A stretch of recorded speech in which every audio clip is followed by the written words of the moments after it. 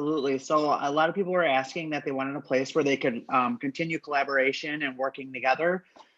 So I figured I'd set up a Facebook group. I'll be putting in the chat how you're able to access that so everybody can get invited. Just basically a place where we can chat, feed off each other, give new ideas, and all that good stuff as well. So yeah, it should be fun, and we'll be moderating it. And if you have any questions, we'll be helping out along the way. Yeah, thanks, Chris. That's really great. Cool. We have a lot of stuff on the agenda today, so I'm going to go ahead and share my screen and take you over to the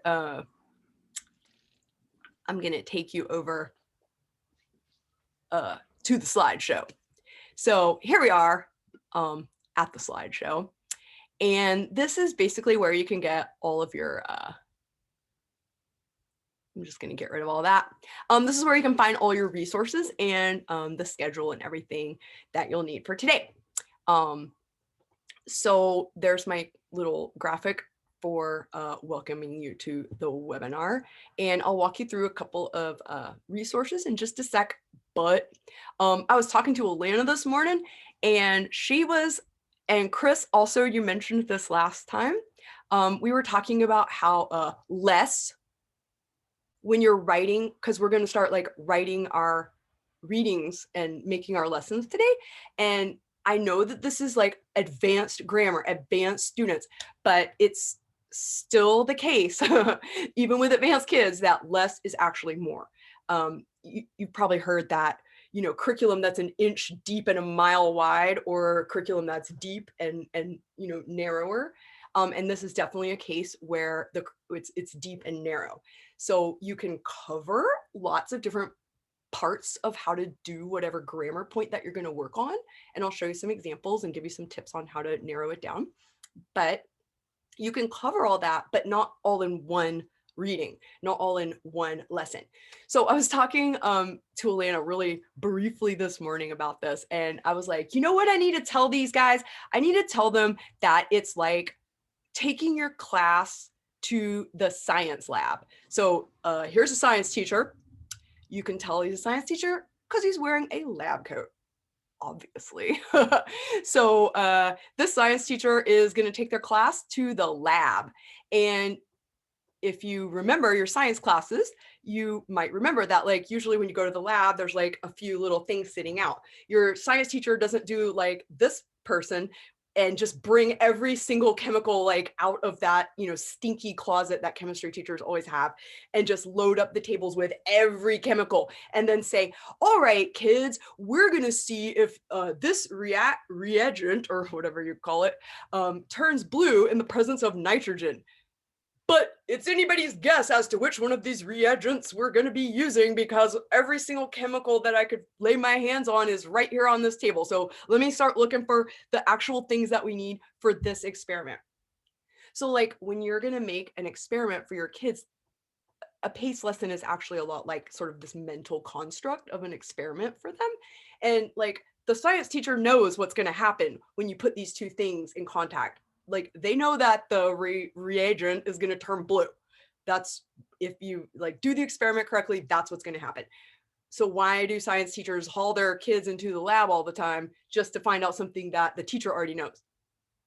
It's so that kids can develop like scientific habits of thinking, right? Like they're not just learning like that this one particular thing turns blue when it's in the presence of like carbon or whatever. They're learning like how to think like a scientist and how to investigate like a scientist and how to like form a hypothesis and do the scientific method. So with a PACE lesson, it's very similar. So as a science teacher would lay out like just the specific elements or like chemicals or whatever that the students are going to need in that experiment. And then like they're leading them through this like discovery, which is not a discovery for the teacher. And it would be a lot easier for, the science teacher here to just take the class back into the classroom and just tell them what is going to happen. And then they don't have to go set up all the stuff and clean up all the stuff. And, they get 4 minutes of passing time. I don't know how they do it, like to clean it all up for the next group. So this teacher would have a lot easier time if they were to just like lecture at their kids about like what happens when, carbon is present to this other like chemical. but that's not what the point is. The point is to take them into this controlled environment that like leads them through this one variable or this one question, and just the things that would not like distract them from that intellectual journey are the things that the teacher would put out. So instead of being like this teacher, we want to be more like this guy. So they've just put out like the 3 things that like are germane to this experiment. So if you think about like in language, this teacher is trying to teach the past tense. In French, that would be like the passé composé, like the composite past, like I have visited, I have, gone. I am gone, actually, in French is the way you say that. But anyway, that, they're like, okay, I want to teach all the different ways, all the irregulars, all the like exceptions, all the, the when it has to add an E because the thing that comes in front of it is a feminine, noun that it's referring back to. Like, I'm just gonna throw everything on this table and let my kids just go to town on this big honking huge pile of chemicals.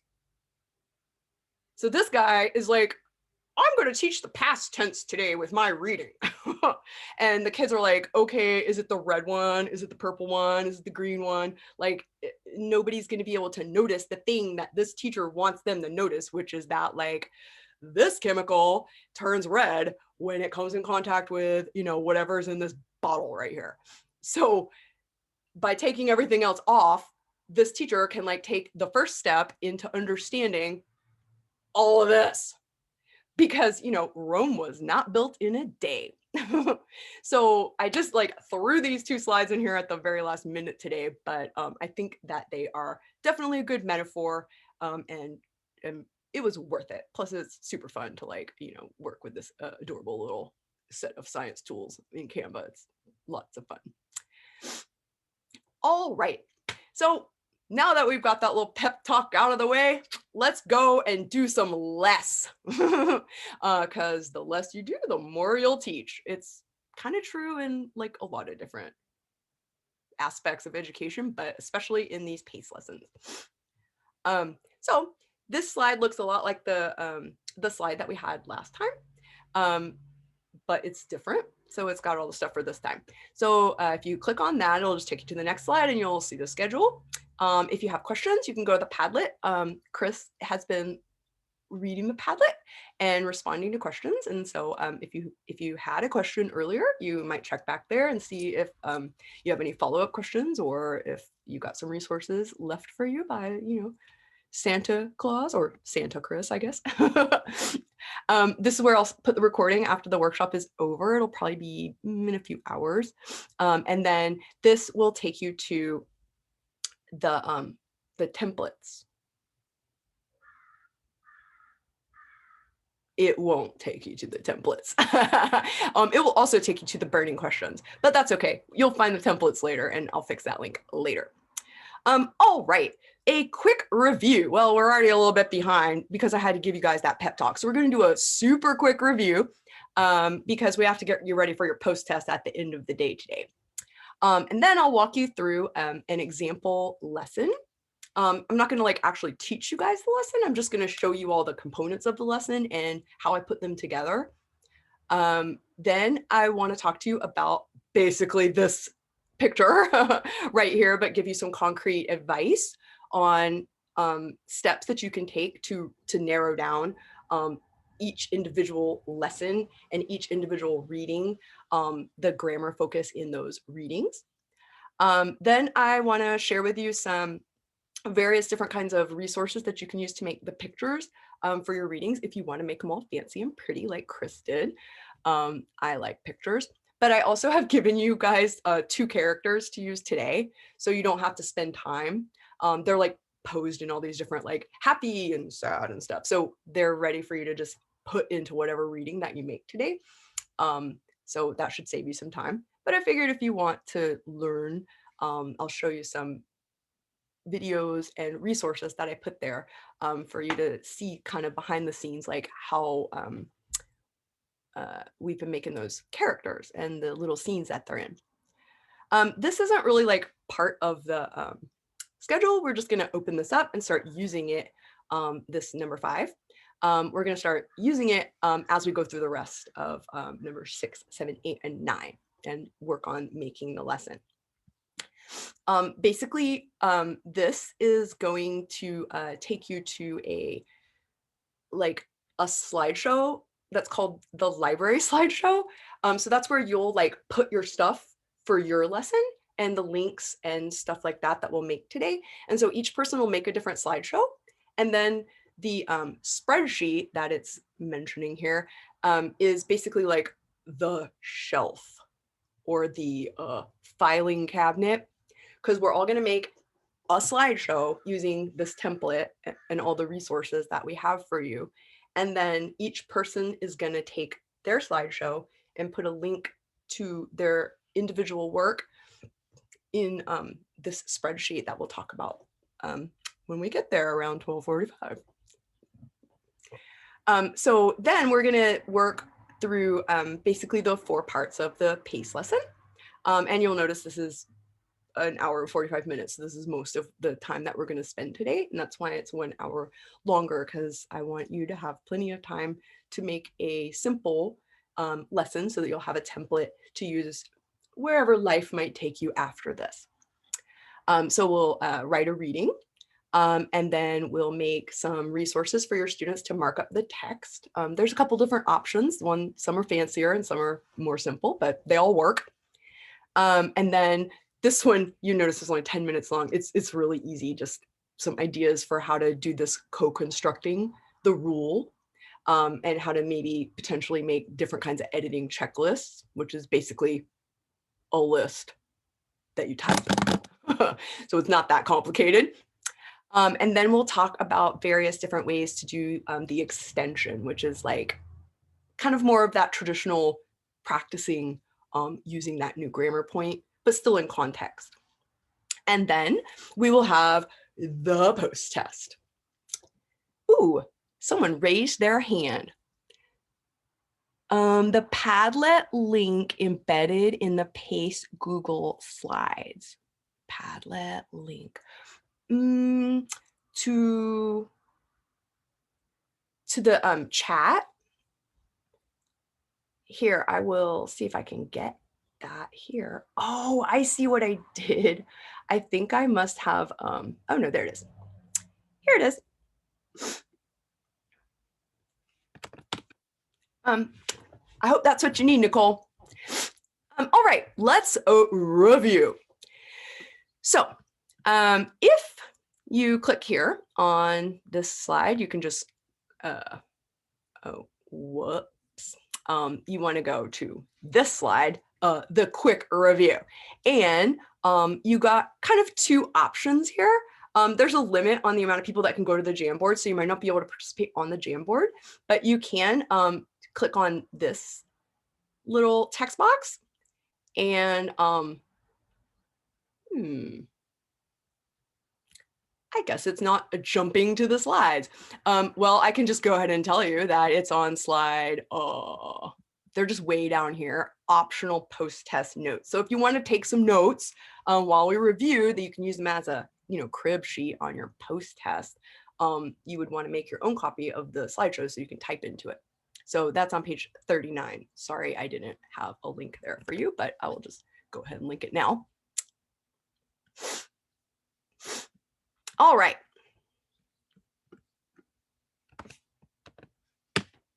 There you go. Now you can jump there. All right, we're going to go to the review Jamboard. And if you can't make it into the Jamboard because there's so many different, people already over there, there's already 10 people there. So it will fill up. Sometimes it fills up after 50. Sometimes it fills up after fewer people. So we'll just keep our fingers crossed that we can get plenty of us over there. If you want to watch and listen and use these note-taking slides or some other way just to record some of your thinking, that could be a great idea for you. All right, so welcome back.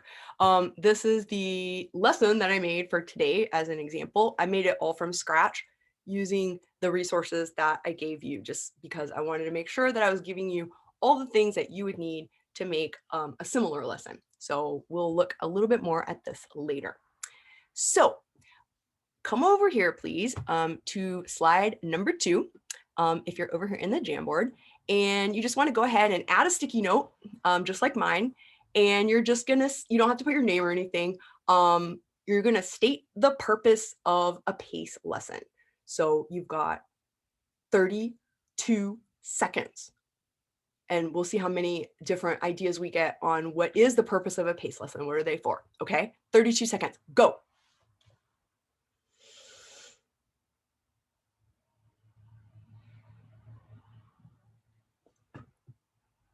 All right, we're about halfway there. So let's read some of these. Oh, you guys are doing really great. So somebody says to teach required grammar concepts using an inquiry-based approach. That's a really nice way to put it. Review grammar in context in a focused short story. Like it's kind of like, you know, targeting, like if you've ever had a TPRS training, like you have your target structures, it's basically putting those target structures in a reading. So that's a really great way to put that too. Teaching grammar without using grammar drills. That's a nice way to put that. And let's have one more. Let's just see what this random person said here. To introduce grammar in a non-explicit and natural manner. I like that. That's great. All right. So nice review, people. All right. Moving on to slide 3. You got 31 seconds on this one because I think you guys are probably going to get faster. You know, you're getting better. So we talked last time about the PACE model versus the presentation and practice model. And we also talked about how PACE does have the P, which is presentation. So maybe somebody will do a note about what is different in the presentation in PACE versus the presentation in the presentation plus practice model. Or maybe they'll just talk about what is the general difference. All right, you got 31 seconds. Let's go.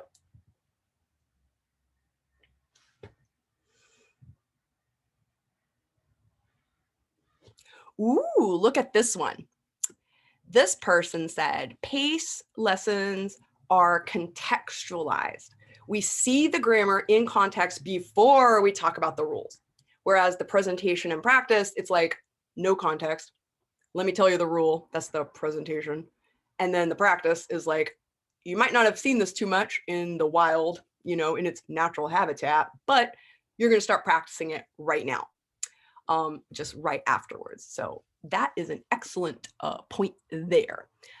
Let's see. Here's one more. It's the only pink one, so I'm going to pick that one. Presentation plus practice only presents the rule and then practices using it. Yes. Whereas the PACE, as you can probably read on these other notes, probably somebody mentioned this, the PACE has the students in kind of deducing the rule, kind of like you would in a chemistry lab, because that chemistry teacher surely knows what's going to happen when you put these two chemicals together. They probably learned that when they were in high school, but they're kind of pretending like they don't know so that the students can discover something on their own. All right. This is kind of a challenge question because we didn't really talk about it last time all that much.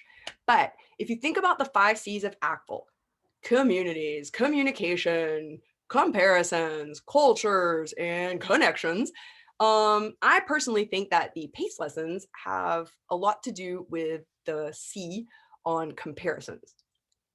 So that C contains 2 different parts, comparing cultural products, perspectives, and practices, and also comparing the linguistic systems of the 2 languages.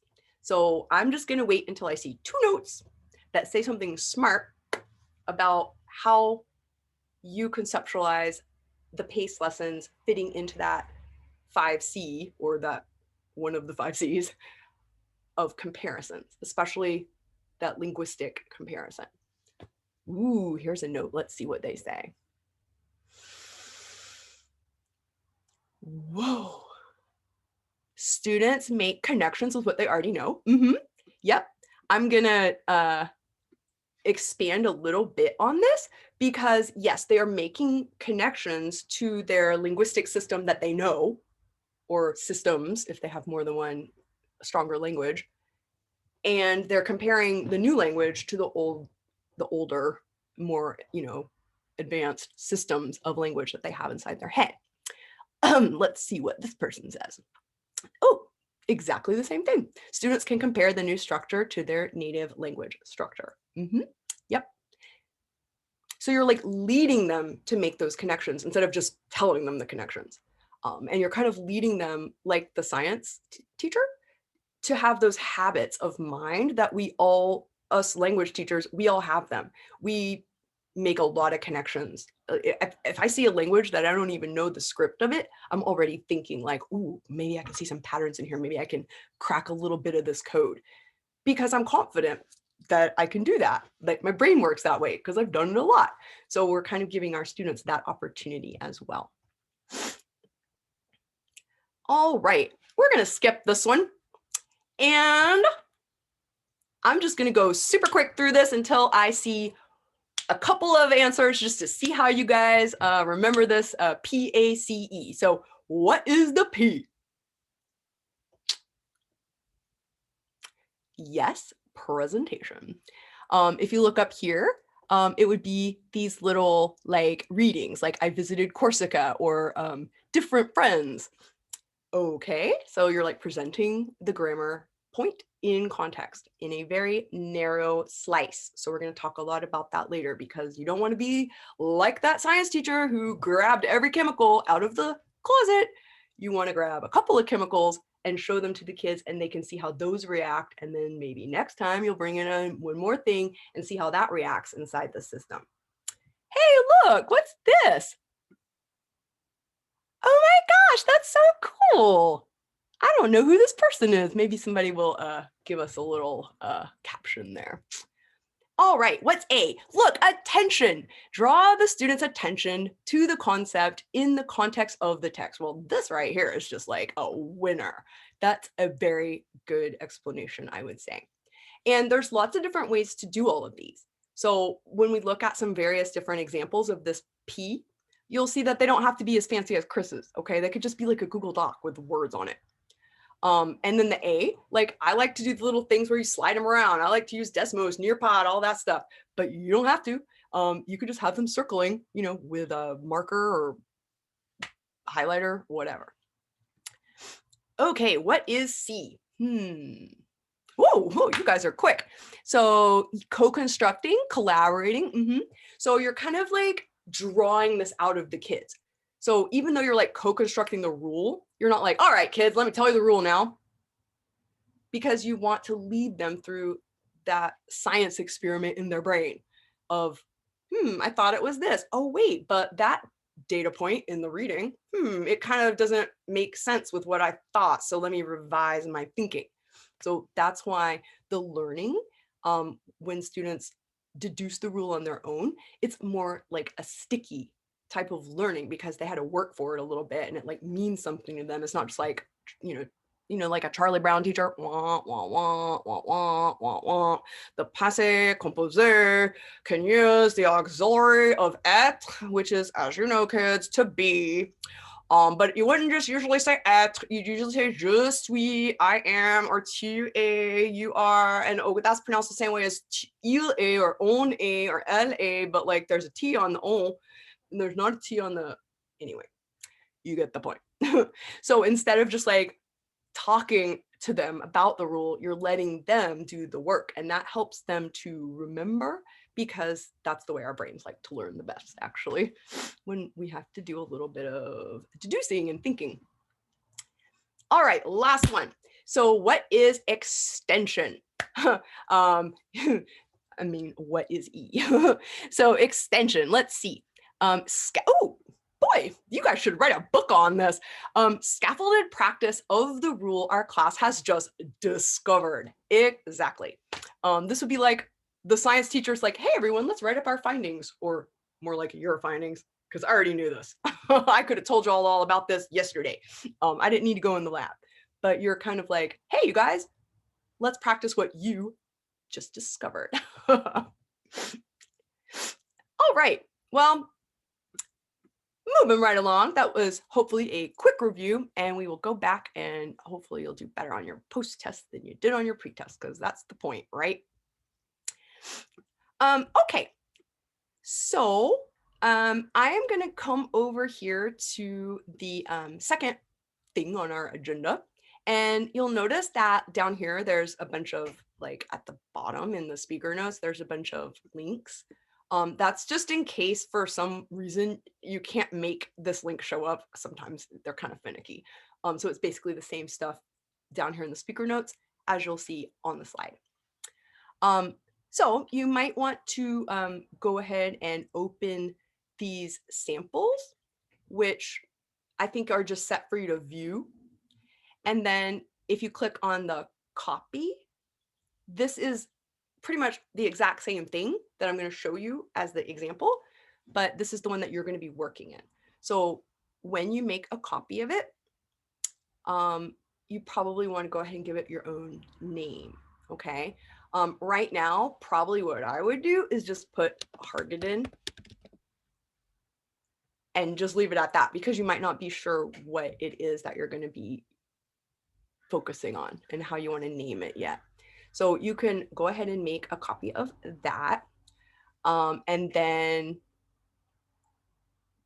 this is, okay, remember when I said that we're all gonna like make a slideshow and then we're gonna put them together in like a bookshelf or a filing cabinet?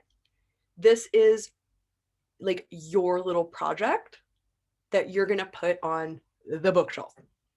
The bookshelf is basically like a slideshow. It's not that difficult. We can work on that later when we're finished with all of our stuff, and we'll just be adding links to it as we go along. Right now, all you really need is to go ahead and make yourself a copy. Maybe go ahead and rename it with your name. So that way you'll know that these are the ones that are for you to work on. And then I'm just going to drag mine down here.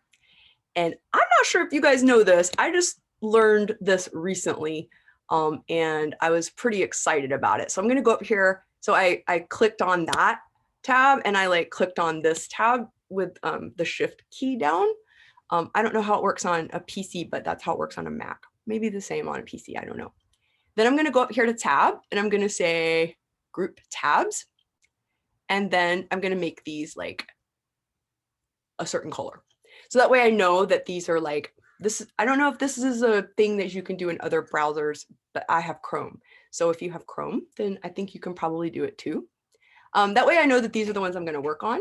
And it kind of just helps me stay like organized up there on my tabs, because we can get quite a few tabs open, us online teacher folk. Okay, so this is my copy. So I don't think you're going to be able to edit this copy, but you will be able to open it up, I think, and look at it. If not, you can always just watch mine on your screen. In fact, I recommend that you do that and not be like fiddling with your other tabs and stuff, so that you can focus on this walkthrough, because it's going to give you a big picture of the work that you're going to do in just a few minutes. So I'm just going to wait for like a minute and a half just to check in the chat. And I'm actually just going to pause the okay, hey everyone, I'm back, and I checked in with my husband. He went and got his COVID #1 vaccine today. So he went to the airport and waited in this long line. Well, it wasn't so long, it's kind of early, but he said there was a lot of room for some major like lines of cars. Okay, so yeah, this last slide is just it's a different color because it's just for you, in case you want to use this template and like train up your fellow colleagues on how to do these PACE lessons. You can feel free to use these things any way that you want. Okay, so I'm going to close the example ones right now, because walk through lesson PACE April 24th. All right. So there we go. We just walked through that. And now we come to slide 9. You guys ready for slide 9? This is probably the most important slide, because this is going to save you a lot of frustration and a lot of like heartbreak. Chris could probably tell you that he and I spent a lot of time narrowing down his first lesson. It's kind of a mind shift, because less really is more. So I'm gonna delete this and show you the science guy. All right, so when we think about narrowing down the grammar focus, you will notice that in my sample lesson, I only used 2 verbs. She didn't do anything besides eat. She didn't drink anything. She didn't take. In French, a lot of times you take food, but I didn't use that word. I didn't use, because that word is not following the same pattern anyway. I wanted to only use verbs that have the same pattern of that E with an accent in the past participle. And I only wanted to use a limited amount of verbs. Next time, I can add more stuff. I can add different persons of the verb, because you notice this was only I. I ate, I had eaten, I looked, I ate. That's all. It's just I, and it's eaten and looked. Because this is their very first lesson. This is like the very first time they've ever explored this topic. So this is just of the utmost importance. If you look on this sample sequence of lessons here on slide 9, this is just an example that I made kind of randomly. This isn't like rocket science exactly. There's not like a certain sequence that you need to go through for a certain grammar point. Not that I know of. I just broke down this sequence of grammar points for preterite verbs in Spanish, and just built it like step by step. And I even put the readings in here. If you teach Spanish, or you if you want to run this through Google Translate and figure out what it says in Spanish and use it in your language, if your language has a similar type of grammar point, you can feel free to use these. It's good to have a little jumping off place. So please use this if it helps. So this is teaching the preterite. Okay, so it's like introducing kids to the preterite. And you'll notice that it literally has like 20 lessons. And then it says, continue to build. So this is not like, I did my PACE lesson on the preterite. There's a lot involved in the preterite, or the past tense, the simple past. And so this, I built it step by step, and I'll show you some resources and some guidance to go a little more in depth on this, but I just want to walk you through a few of the first lessons so you can see kind of like the step-by-step way that I conceptualized how to break this grammar point down, like the science teacher, right? Who's only going to put the relevant chemicals on the lab station when the kids go into the lab. So this is like me setting up my lab. So the first lesson, I would only use the present and the preterite. So like, I'm assuming that the present is probably pretty familiar to these kids. And like, if you're like, well, I want to do advanced stuff, you just have to think like, maybe your kids already know all there is to know about the preterite. And so you would be taking a different grammar point and breaking it down in a similar way. But this is the preterite, so we're going to use this. So I start with the present because I'm pretty sure that that's something they already know. And then so the new thing that they're going to be grappling with in their mind is the preterite. But not all the preterite, only first person singular. So only yo or I. And only of one AR verb. So in Spanish, the AR verbs are the biggest ones. It's the biggest group of them. And there's just a lot to choose from. And I just thought I'd start there. You don't have to start with AR verbs. You could start with other kinds of verbs. I would probably start with the more regular pattern verbs and not some, crazy, like weird irregulars. But you could start with any of the conjugations of verbs. And I want to pick a verb that follows a regular pattern in both the present and the preterite. So none of these like stem changers and stuff like that, just something really clean. So I picked mirar, which is to look or to watch. So it says, I watch a lot of videos. This is all about videos. Like all of these are about videos, just because I stuck with mirar for several of the lessons. I watch a lot of videos in YouTube for my classes. On Monday, I watched, okay, so this is what I want them to notice. I watched a lot of videos. I watched some videos. That's all I want them to notice. I know that sounds like the tiniest little thing to notice, but I'm laying the foundation for the rest of these lessons that are going to build on this. And I want them to have a super solid foundation in this first lesson and to think, oh, this is easy. And then we're just going to build from there and add more complexity. I watch a lot of videos in YouTube for my classes. On Monday, I watched 2 videos for my science class. I watched a video about the planet Jupiter, and I watched another video on the solar system. But today, on Saturday, I am not watching any videos for my science class. I'm watching videos of dances from my friends on TikTok. On Tuesday, I watched 7. Okay, so you can see now it's Saturday, and this kid is talking about what they did during the week. So it's like what I do on Saturday, what I'm doing right now on Saturday, and what I did during the week. So again, it's like this very clear thing. Like today's Saturday, this is the stuff that happened on Monday, Tuesday, Wednesday. I'm watching videos of my friends on TikTok. On Tuesday, I watched 5 videos about Shakespeare for my English class. But today, I'm not watching videos on Shakespeare. I'm watching videos on YouTube. I wrote this a couple years ago on the Renegade dance, which was taking the nation by storm pre-COVID. I don't know what it's like now. So then this is like maybe what the kids are going to say when you do the co-construction.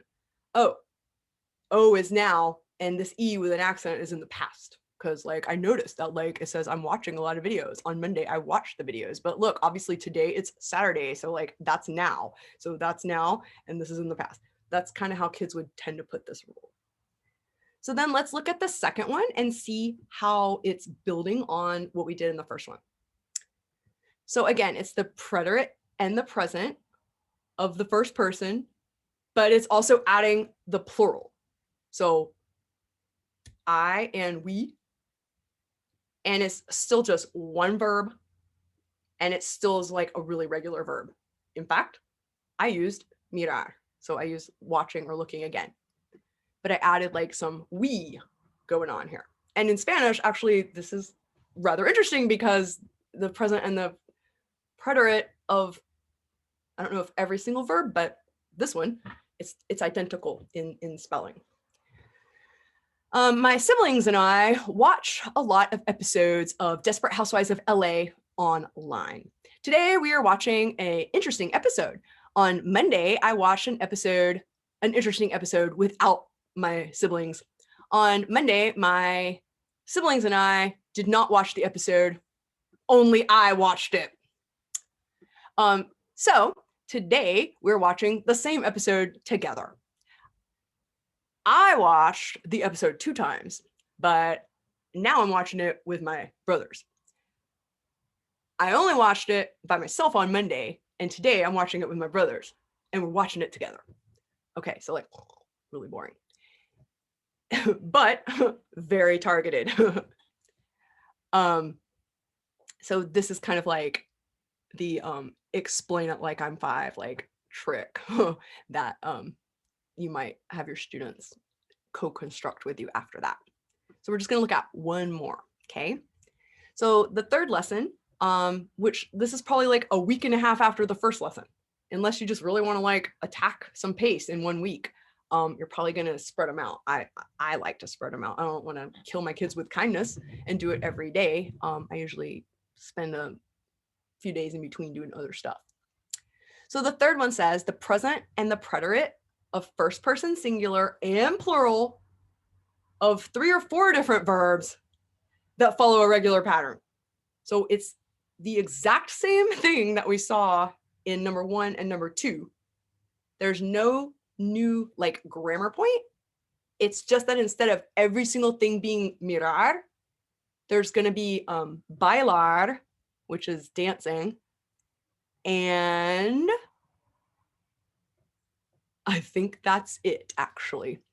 My friends and I dance a lot in videos for TikTok. On Monday, we danced the tango. I danced for 3 hours. I danced a lot.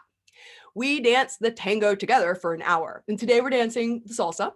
I dance salsa. I dance salsa, but I don't dance really well because I didn't dance salsa before today. I dance the renegade a lot, or I did dance the renegade a lot, but I didn't ever dance salsa. So I'm not dancing very well.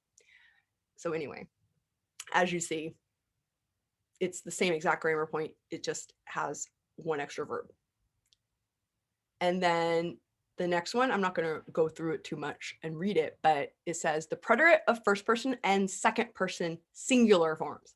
So it's like, since I'm adding the second person, which is like tu, you, I'm going to take out that first person plural and get back to kind of like the basics. Because now that they have this other piece of data to look at, I want to take all those other chemicals off the table so that they can just look at these 2 things and how they react.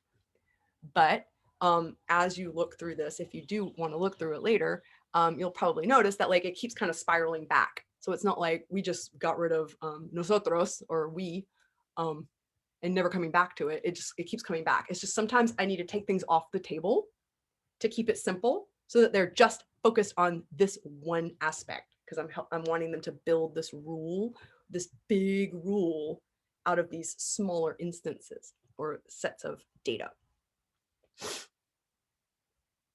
So that is what you have to do first.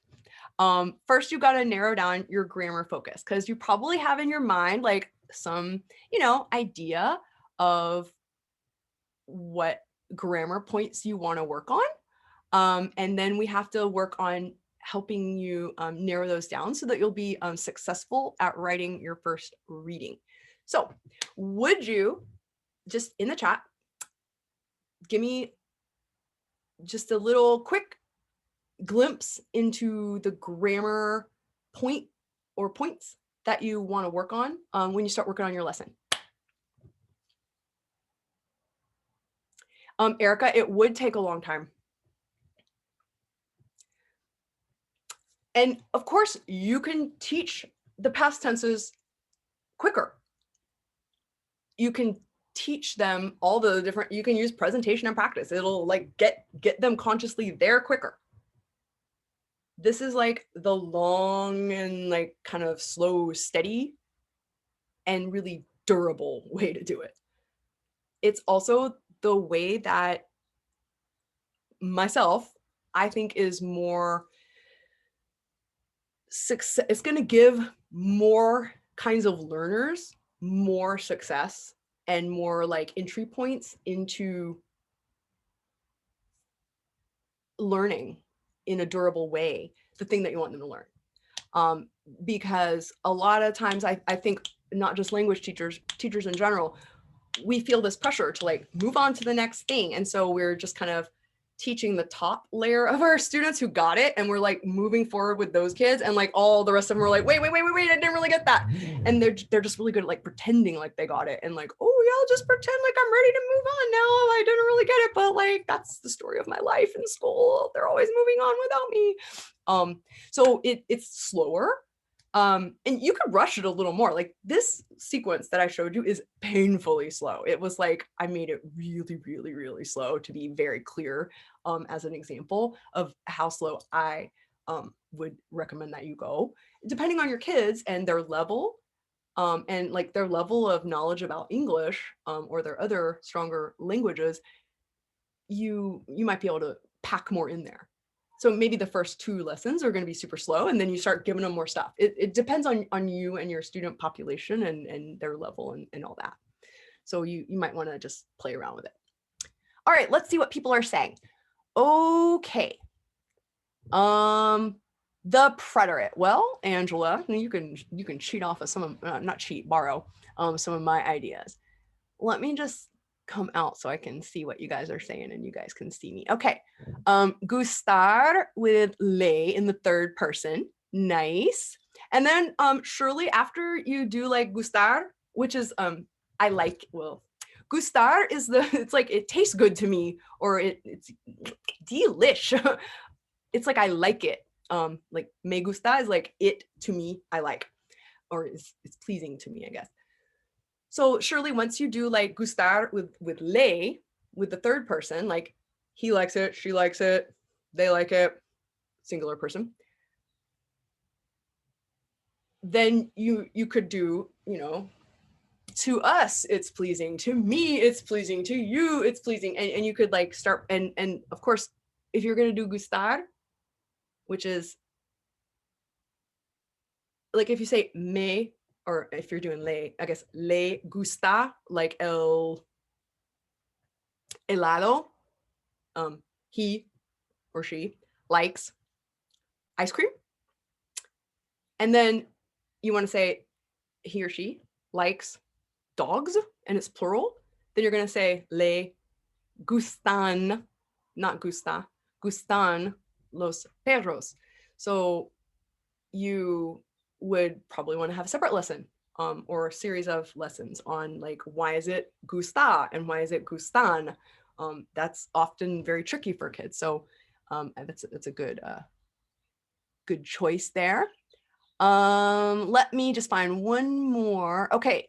So let's see. Michelle, reflexive verbs in your daily routine, your present tense, first person in Spanish. Michelle, that is great. And again, the same thing that I was just thinking out loud about with the me gusta or le gusta, I like it, or he or she likes it. Once you teach, so you said first person with the daily routine. So like, you know, like I brush my hair, I brush my teeth, I wash my face, all that. Then you could say, maybe I wash the dog. So instead of it being an intransitive, you're doing it to yourself and it's reflexive, you could have a lesson or a series of lessons where it's like, whoa, you guys, like you can say, I wash my face, or you can say, I wash the car, or I wash the dog. Like, and where's the me? Like, I wash me, the face, right? But I wash the car. So where's the me? Where'd that go? So that's a good place to start with just the third person. Okay. I wish that I could look at all of your stuff, but I am gonna have to call it good right now. But it looks like from the ones that I just checked out that a lot of you guys are on the right track. You're narrowing things down to just one person of the verb and just one verb of that, especially that very first lesson when they're getting their very first taste. You want it to be super, super clear. Okay, we're gonna go back over here because I just want to show you a few visual aids, and then I'm gonna send you guys off to this Jamboard or on your own to plan out just your grammar focus real quick. Sounds like a lot of you guys are like halfway there already. So when I was working on the one about the plus que parfait, or the pluperfect, I like, even though I'm pretty confident that I know how to make it and stuff and use it, I do always like to go look at like a grammar explanation because it really does help me to see sort of the steps or the like little components of the big rule that I might need to break out. So when I looked up on this lingolia.com, the plus que parfait, it said here, when do we use the plus que parfait? what is the plus que parfait? Here's some examples. Okay, so this is definitely presentation plus practice, because like a kid might not know that there's even this thing called tenses in verbs, but now you're telling them that the plus que parfait is used in a narration in the past. In principle, in the imperfect. Anyway, it's like going on and on about like all these various like, why do we use this and when do we use this? And it might not make sense to kids. So the PACE model just skips all that and goes right to basically where it says example here. She played without any errors a difficult piece on the flute. She had worked a lot before the performance. So they're giving this one example. So this is a little bit of grammar and context, but they obviously led with the explanation. So then once you get to kind of like how to make it, this is where I like to really start thinking about, okay, what are the little pieces of, steps that would need to go into the series of lessons. So it's like, okay, how do you conjugate French verbs in the plus que parfait? You form the plus que parfait with the auxiliary verb of être or avoir in the imperfect, which is followed by the past participle. So if you look at this, you can basically see like a grid of lessons. It's like, okay, the first person of the singular, and you've got avoir and être, okay?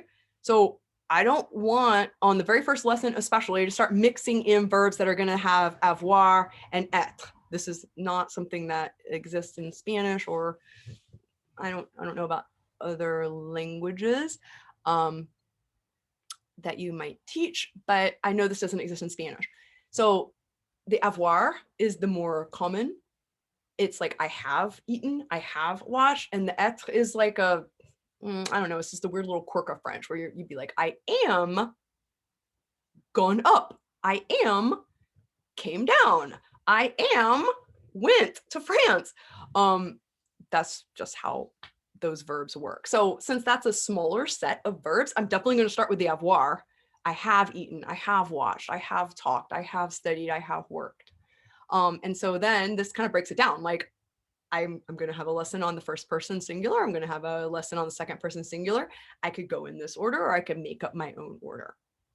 And then you look over here and it says aimer, fini, and vendu. So aimer has the E at the end, and the fini has an I at the end, and vendu has a U at the end. So this is basically the three different like big classes of conjugated verbs in French. And then this one over here, you see that it says partie, partie, partie, and partie. They all sound the same, but they're all spelled differently. That's because there's a whole bunch of new stuff that you got to deal with when you're using this auxiliary of I am gone, because like a feminine subject is going to have the E on the end. A feminine plural subject is going to have the ES on the end. So this is like a whole nother kettle of fish. So as I'm looking at this chart, I'm thinking, okay, how am I going to lop off the quick win, the easy low-hanging fruit? The easy low-hanging fruit is something like aimer or manger. I ate, I liked. But like usually aimer, like I liked it or like I loved it, is not quite as much, it's not quite as like action packed as like ate. It's just, I like to have something a little more concrete, but you can use any verb, it doesn't really matter. So then, here I am looking at all these various things. So I just, as I'm looking at this through the lens, or like looking for how am I going to break this down for a PACE lesson, all of these are like big flags. Like here's another little part, here's another little sequence of lessons, here's another little wrinkle in this big idea of making the plus que parfait, or the pluperfect. So this is one way that I could like plan out my series of lessons. Okay. I just literally took screenshots of my work that I was doing. Okay. So this isn't like perfect, but it's also not fake at all. So I looked up this, I decided I was going to do the plus que parfait. I don't have a class of kids, so I just picked that randomly, but it's something we teach. So I picked that. I looked it up on this one website, just to kind of get my bearings. And then I made a spreadsheet where I planned out all the various lessons. Okay. So like I said, I wanted to start with the verbs that take avoir. So I have eaten, I have watched, and not the être verbs like arrived and returned and gone up and gone down and all that. Because that's a much more complicated, because you got all these endings with the E's and the S's and all that. Plus, it's not as common.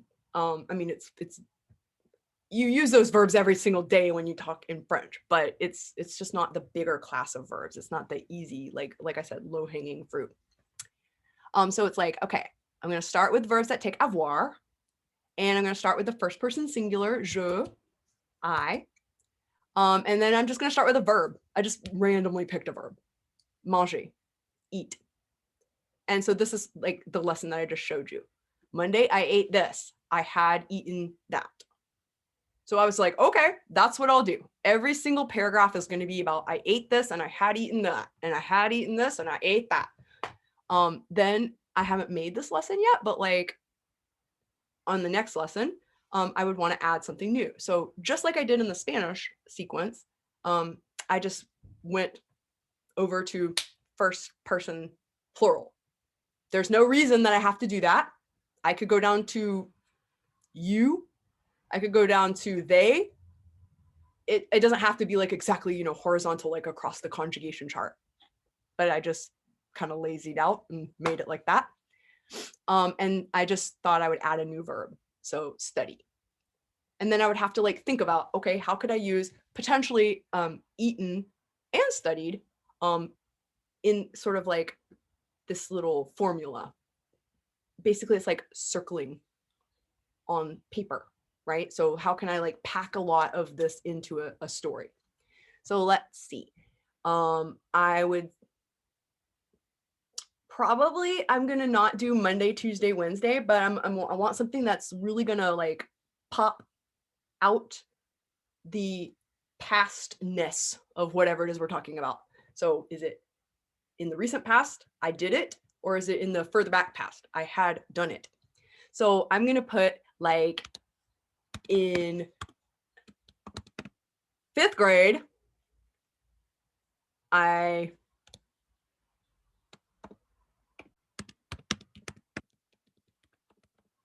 had studied this, and then like now this kid is in 7th grade or whatever, so it's going to be like in 7th grade. And now that I'm writing this and thinking it through, probably like sometimes when I sit down to, most of the time this is how it happens for me anyway, when I sit down and like I force myself to just commit to like, what are my 2 sentences or my 3 sentences that I'm going to repeat over and over in this reading? What are they going to be? This is where I usually get like an idea. So of like kind of the plot of this very simple story. So this kid is going to be in 7th grade and they think they like know everything because they already studied the stuff in 5th grade. So it's going to be like, in 7th grade, I studied the periodic table of the elements. Kid's gonna be holding the periodic table of the elements. And then he's gonna be like, in 5th grade, I had studied that already. And it's gonna like have a little version of him holding the periodic table of elements with a big A on it. And then it's gonna be like, so I didn't study it. And so then it's like, probably I'm just gonna go through all of the classes. In 7th grade, I studied in my science class, or I guess maybe not science, in my history class, I studied the California Gold Rush. I had already studied the California Gold Rush in 5th grade. And here he is with his like project of the California Gold Rush. And so I didn't study it in 7th grade. And so like the story's just going to go on, and then like the cool little plot twist at the end is going to be, oh my gosh, lo and behold, the kid fails all his tests because he didn't study anything, because he's thinks he knows it all. This child has some things to learn about the fact that like people get their doctorate in the California Gold Rush. There's always something else to know about it. So it's literally making these sentences that usually forces me into getting an idea about what the reading is going to look like.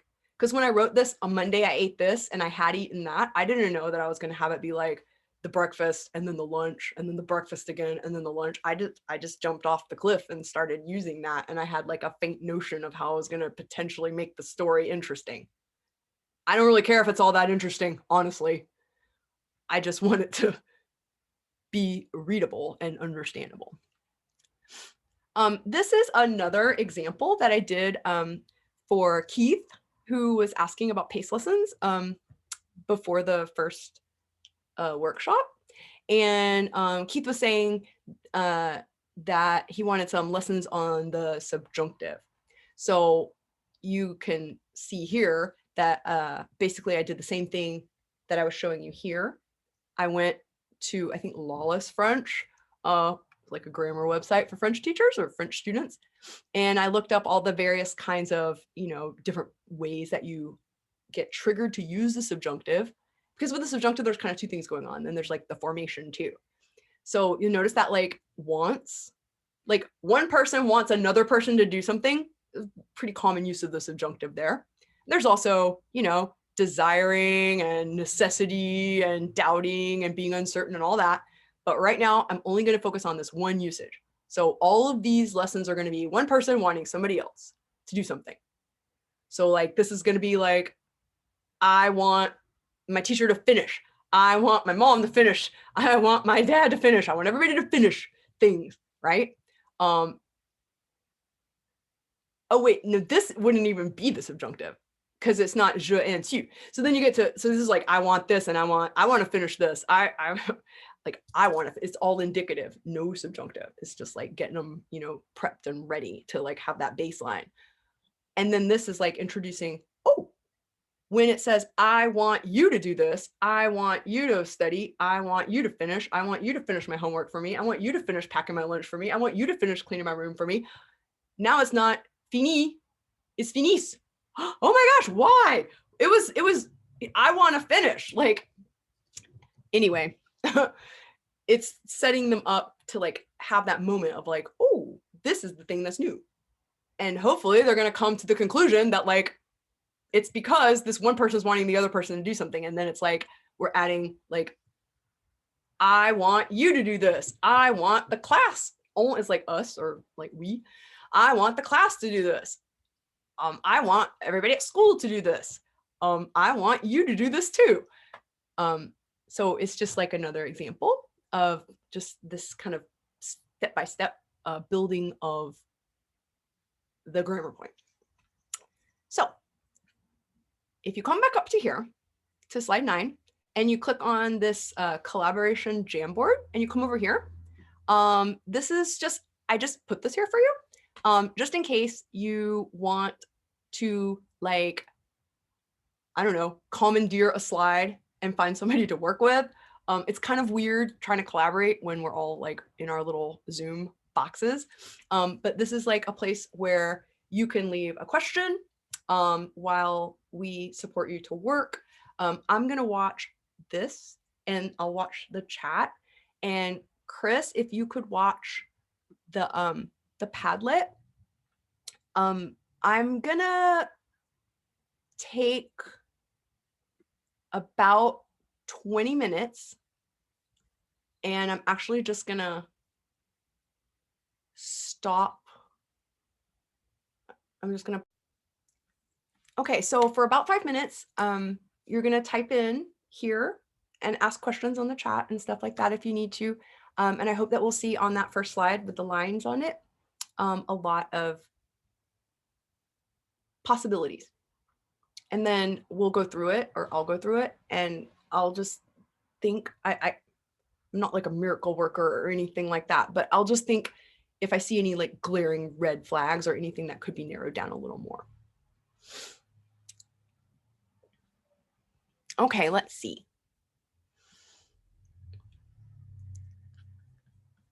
I'm gonna look at the chat and see if there's questions. Amy, I will save the chat. And you can do that too. All you gotta do is go down to the bottom of your chat box and there's 3 little dots. I think you should be able to do it unless I set the permissions where you can't. But at the end of a webinar, I usually will go in and use those 3 little dots, and it says like save a copy of the chat.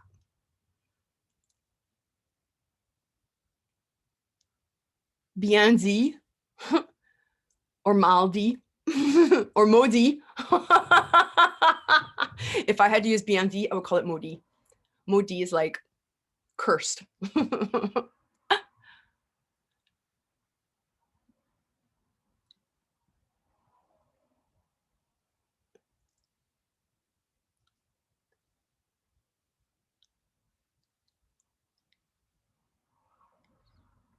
Oh, Latricia Herring. This is a good point. You can use the text to guide your necessary grammar. If you're not sheltering grammar with your stories, your students will recognize some of the grammar constructions when you present it in pace. Also, to add on to that, that's why I'm such a fan of using those characters, like the Pixton characters and the storyboard that, and all the like very concrete things like the stack of the toasts and the stack of all the little rolls and the cereal and all that, because I can use those concrete pictures to make them more easily understand something that, like you're saying here, they might not have had a lot of exposure to, but they can get the meaning and context. Oh, Lori, I'm glad that was useful.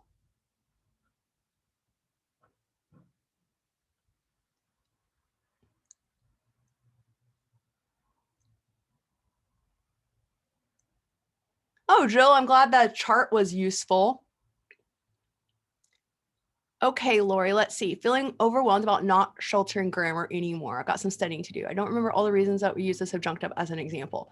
Oh, Lori, I didn't remember some of those things either. Gotta tell you, I taught French and Spanish 1 and 2, okay?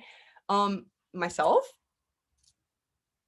I would, if I had the whole program, I would take each one of the grammar points, like the past tense, the subjunctive, and I would break it up so much that I could start with my first year kids, just a little taste of it, and not do the whole blamed sequence.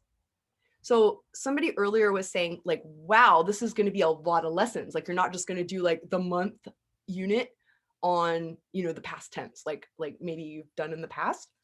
And so really, if you are the queen or king of the world where you're at, and you have that flexibility to distribute the sequence of lessons over multiple years, like I know that generally we do the subjunctive in 3rd year. But if you can start exposing them in the 1st and 2nd years to a few lessons, just to lay that groundwork. Like, for instance, that one where it's like, I want to eat. Like for me to eat, I want to eat that. I want to go there. I want to do this. And it's all like, I want plus the infinitive. That's a common 1st year thing. And then to just kind of give them this taste of like, I want you to finish my homework. I want you to finish this movie. I want you to finish my chores for me. And just do like, maybe I want you to, and then that 3rd one, which was like, I want us to, and I want you to, and maybe you want me to, and you want us to. So like, you're just having these kind of triangulating, like that Blaine Ray calls it triangulating, with 3 different like persons of the verb in one like story. Then you could like lay that foundation just a little bit in your 1st years, and you don't have to know everything about the subjunctive, and you can build your knowledge as they do as well.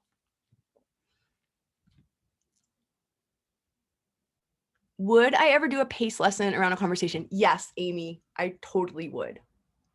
In fact, Amy, that's a really great question.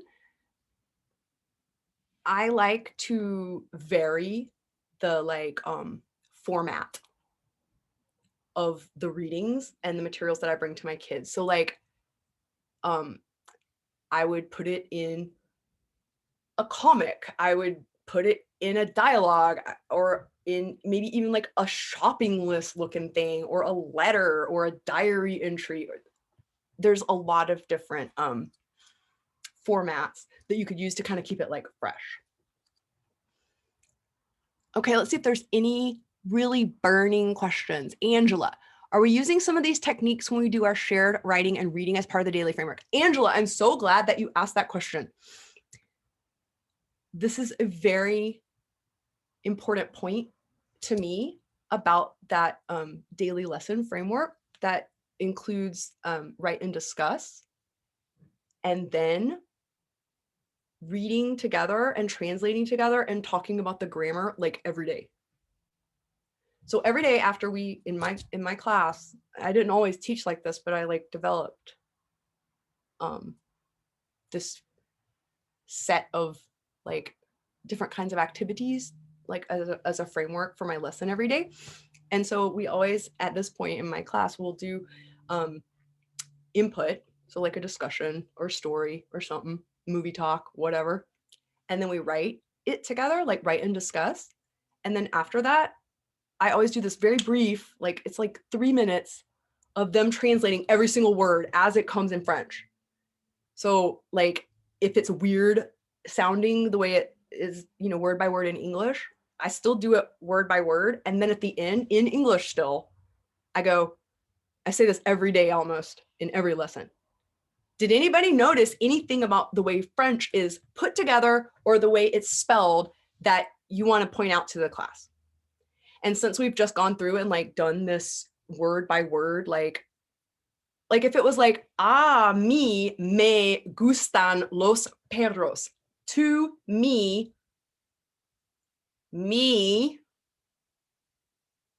like the dogs.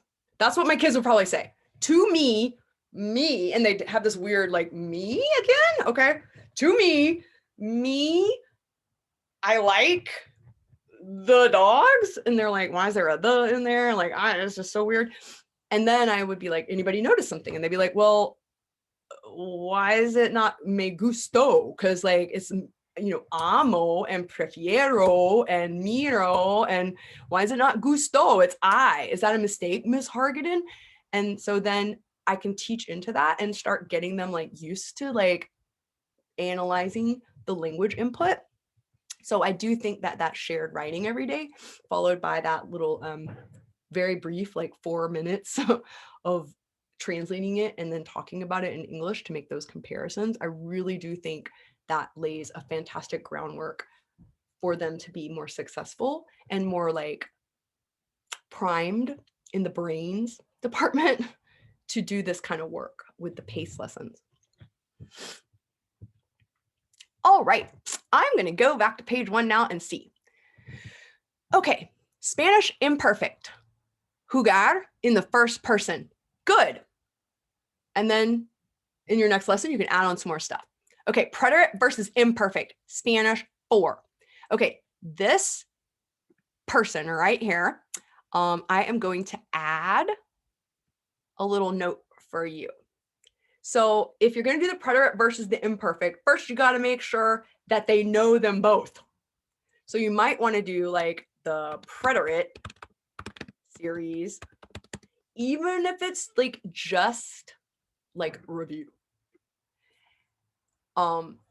Even if it's like a lot of stuff added together and it's not like just I and then you and stuff. Like if they're pretty familiar with it, you can pile a little bit more on them a lot quicker if they've already studied it or they're just familiar with it from like input. And then you want to do the imperfect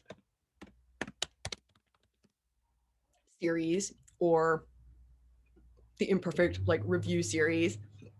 And then you've got to think about like, what is the first time I want them to see the preterite and the imperfect together, and what do I want them to notice? And how can I make that real obvious to them? So I would think that, okay, one of the most obvious times that you would use the preterite versus the imperfect is like things are happening to like interrupt this ongoing action, right? So I would think, what is a really super regular verb, probably an AR verb in Spanish, that is like an action that continues on? So let's just go with estudiar, okay? So like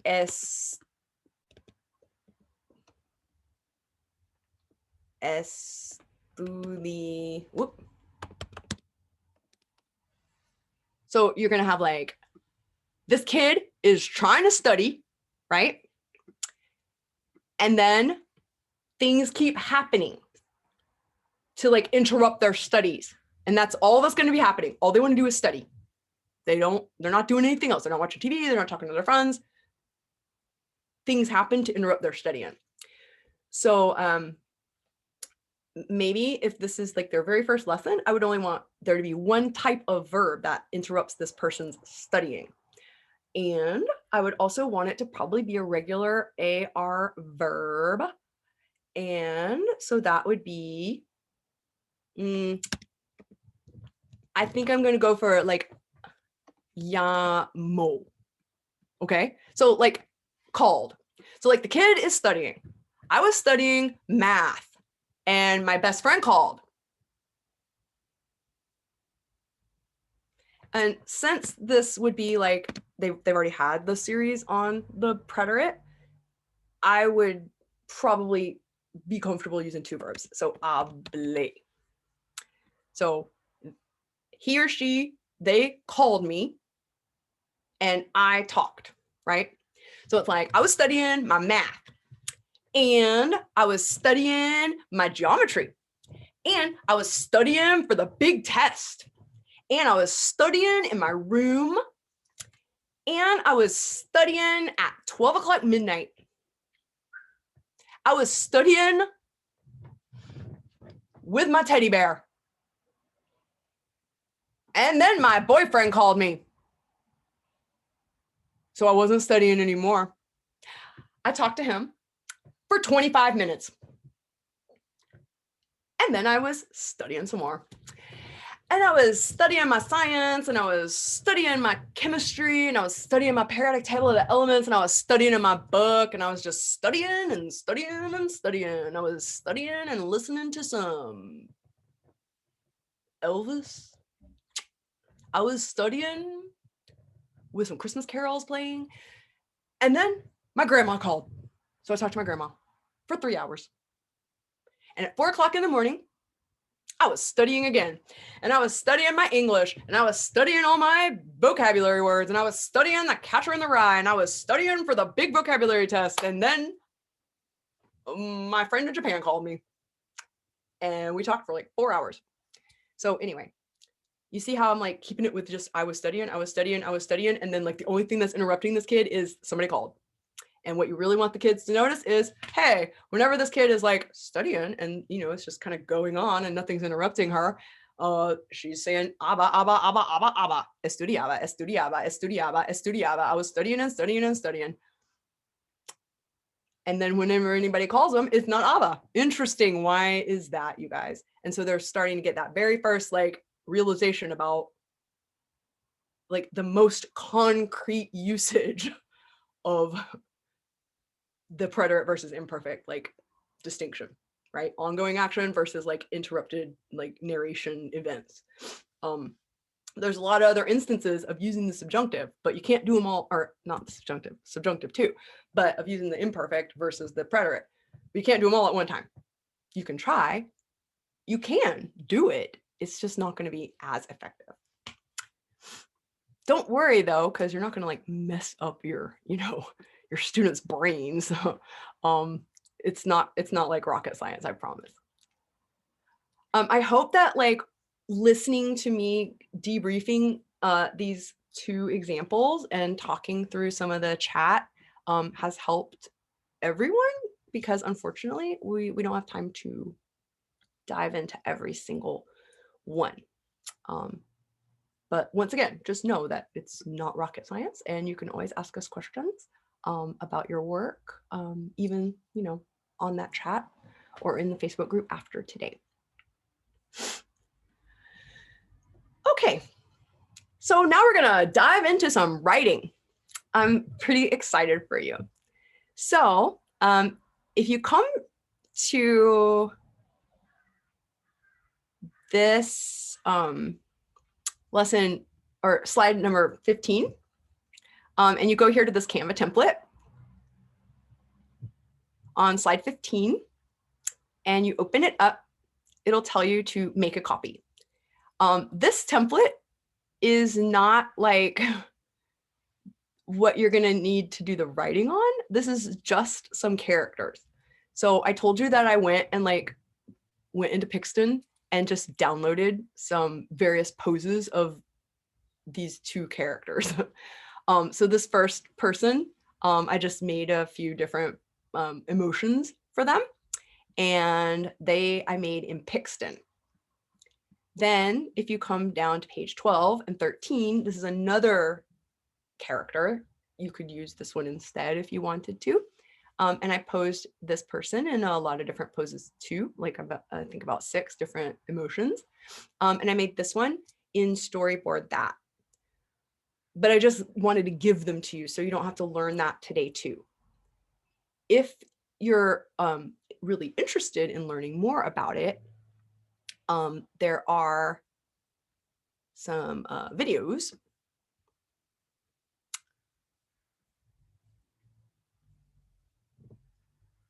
on this next, I thought I had maybe put them down in the bottom like I did the other ones, but I didn't. So this is a little video of me making that very same character in Pixton. And this is a video of me making the other character in Storyboard That, and like how I removed the backgrounds and got them all to be the same size and everything. It walks you through. You just get to see. I wasn't necessarily talking you through it, but you can just watch what I'm doing. So today, like I was saying on slide 16, if you want to use the Canva template and have like the characters, you can just like, you can either go like Command C, Command V and just use keystrokes, or in Canva, you can go duplicate and you can get another one and you can do whatever you want to with them. Or if you don't want to use Canva and you just want to like make your reading in a Google document or a slideshow or something like that, I downloaded them all and put them into this folder, which you can link to on slide 16. And they're just like the little check marks mean that it will have a clear background when you put it in like your Google document or whatever. And then I made this for you to show you that you don't have to make it super fancy, okay? I basically inserted these, like I got the character out of these folders and just inserted it into my Google document. And then I literally got these off of like insert image. So if I go insert image and then I just said like search the web and I put cartoon table. I love to put cartoon thing, whatever I want. I like to say cartoon because it usually gives me like a kind of simple thing. So either like I'll say cartoon or clip art or something like that. So I was just basically like building something really, really simple in here. I want to point one more thing out to you in here. And I'm just going to take screenshots of these and I'll put them in that Google document that I was just showing you in case you want to just use the Google document. Because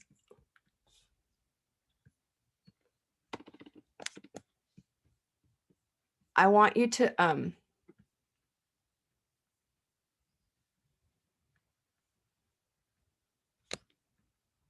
sorry, I'm just getting a wee tiny bit distracted here. Yeah, I just want you to see how I planned out my reading about like Monday and Tuesday and all the foods and stuff. Okay, so basically I thought the verb isn't going to change. It's always going to be eat or ate, right? So what is going to change? And I was just kind of planning out like how my little paragraphs were going to go. I was like, okay, the day is going to change. Home and school aren't going to change. The like expression on her face is going to change. Like she's going to be happy when she's eating at home, and then she's going to be like not so happy at school because she already had that food. And then like the food that this character's eating every day is going to change.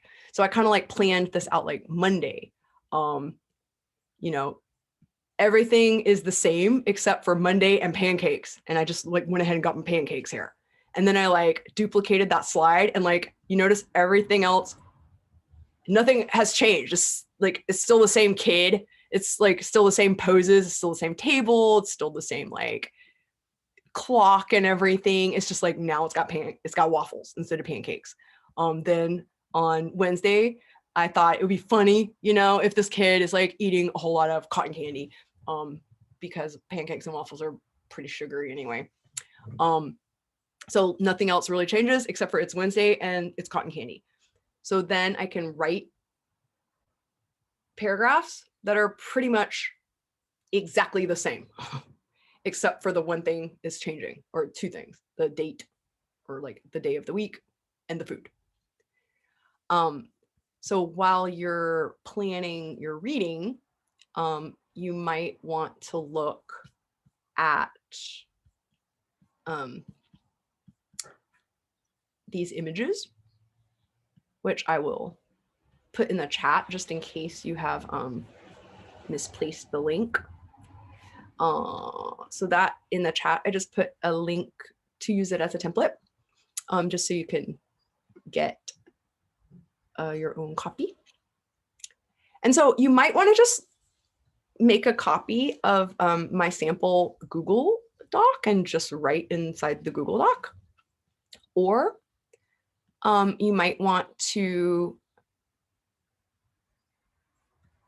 come back up to here. Wait, okay, where is Canva template?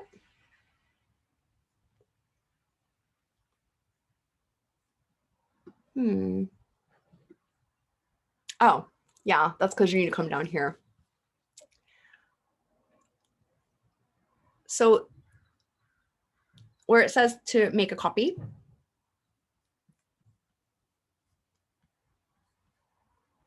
this is what it's having you make a copy of.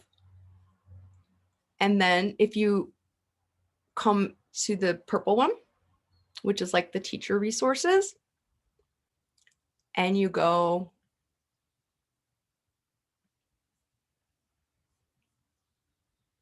hang on, I'm really just trying to find your template here. Oh,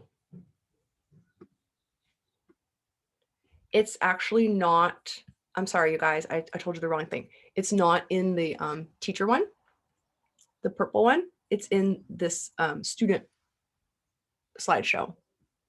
So in order to get the if you want to work in Canva, you want to go here and use this Canva template. And then in order to get the characters, you either want to go to the link that I put in the chat,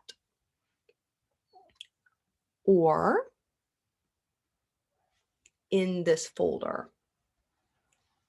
And both of those you can find on page or on slide 15. Okay. So this is where it is going to take about 15 minutes. Okay.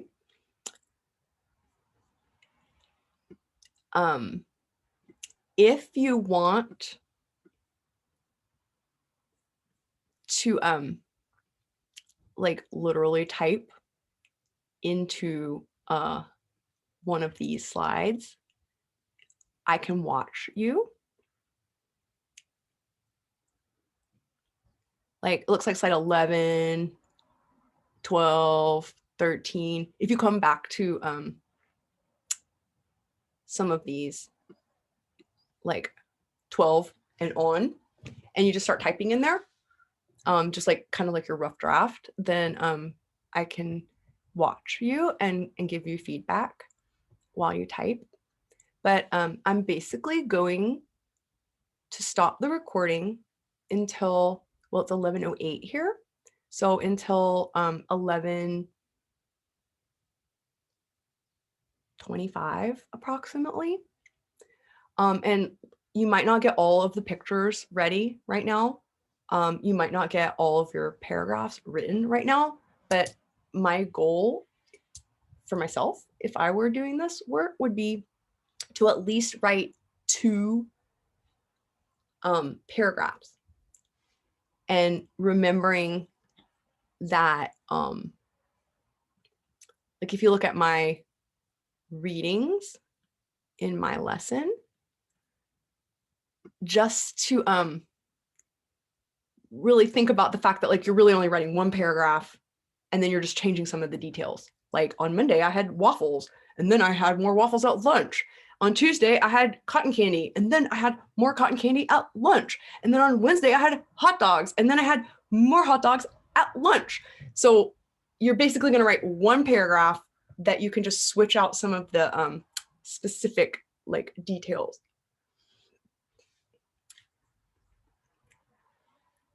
Okay, so I'm going to pause this recording. So let's go and see. Okay, so here's the things I added for Cindy to help her make the reading more interesting. And you might have to finish up your writing a little bit later.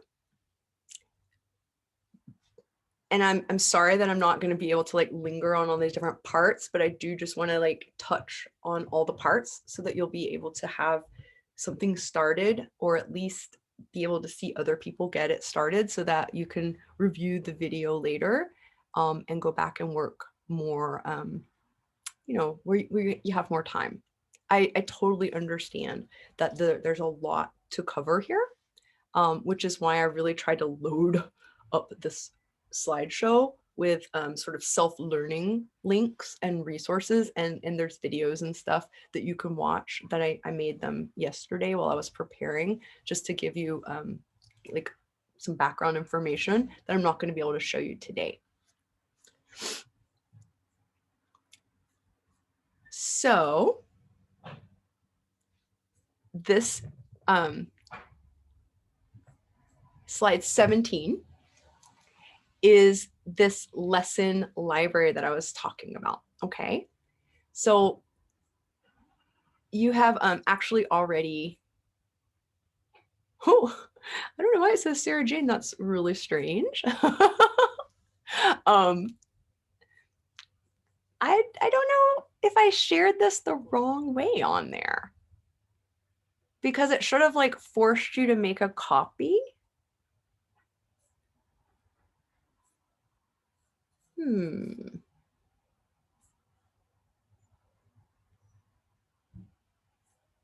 going to share this again. I'm kind of confused about what happened, but so I'm going to set it where everyone can edit, and then I'll just go back here because I think somehow I messed up my copy here. So I'm just going to put just a new version there. Yeah, it's really strange. I'm not always the greatest with like managing all these links and stuff. Anyways, I'm just going to use Sarah Jane's because it's right here. So what you're going to do is you might not be able to finish this today in this actual workshop, but it'll be a good place for you guys to collaborate. And as you finish things, you can upload them. Okay. So if you have already finished your reading, then you can delete all of these and put in your own example.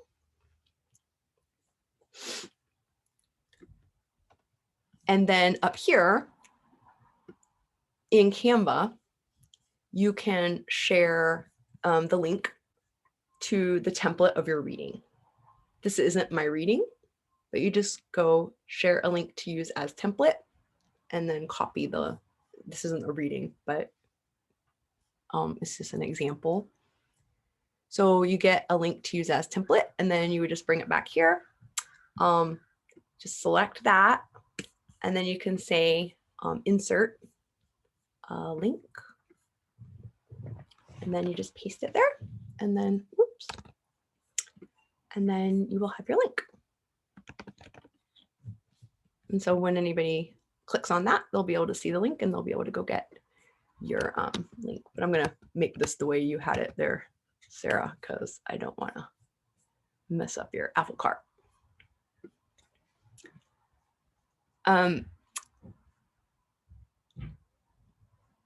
Then when you make your slide backgrounds, you can add that to, like I just left these here. I made them all kind of grayed out. So just delete those and put yours there. If you use them, you don't have to. Maybe you have some other ways that you want to do the attention.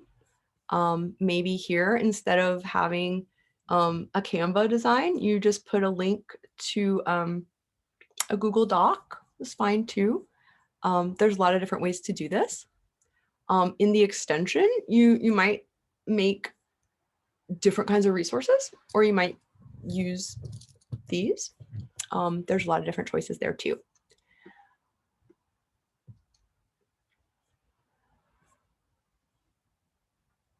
Control K. Yeah, Becky, you can just use Google Slides. Yep. You can just go find clip art and stick it in there. Or you could really get plenty of mileage out of the little, examples of the people that I made for you. I tried to just pose them in a lot of different poses so that you could recycle them and just drag them over. So first you have to download it, right? And here, I'll just show you over here, like how you can, you just go to your downloads and then grab this kid. I kind of like to squish them up if they have all that extra white space or clear space. And then here's a little trick to make them look different. You can go arrange and say rotate and flip horizontally, and then you've got this kid facing a different direction. You can go over here to format options and you can say recolor, and you can make all different, different shades of this kid. If you wanted this kid to have some friends and you want to differentiate their friends, then their friends could all be different colors. Not really a color that, I've ever seen a human being, but you could make it black and white or an old sepia movie. So you can just, and then you could also go insert image, search the web, and seriously, you can get a lot of mileage out of saying cartoon hats. Okay, so all right, so this kid's gonna have this really cool hat here. Here we go. So you can put this one on this kid, right? So now this kid's got a hat.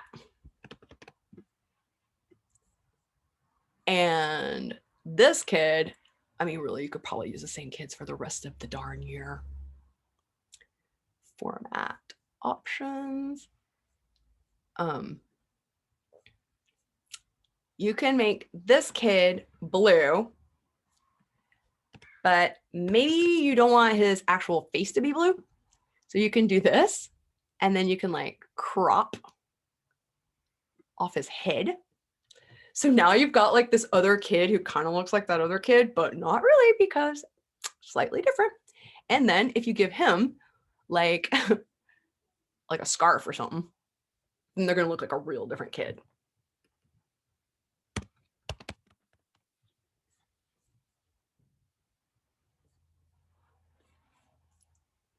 Yeah, like, of course, I probably want to crop off the back of the scarf because I want it to like look like it's fitting around their head here.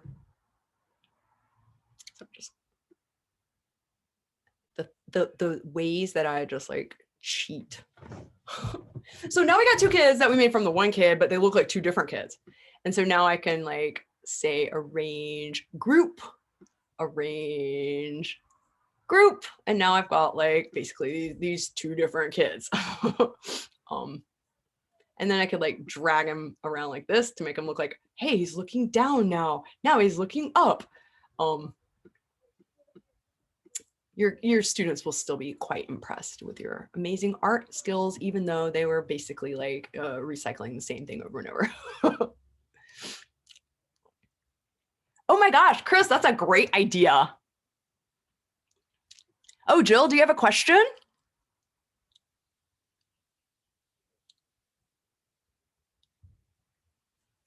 Oh, Heidi, I'm sure everyone could strengthen their skills. You are always strengthening your skills, Heidi. I just admire that in you so much.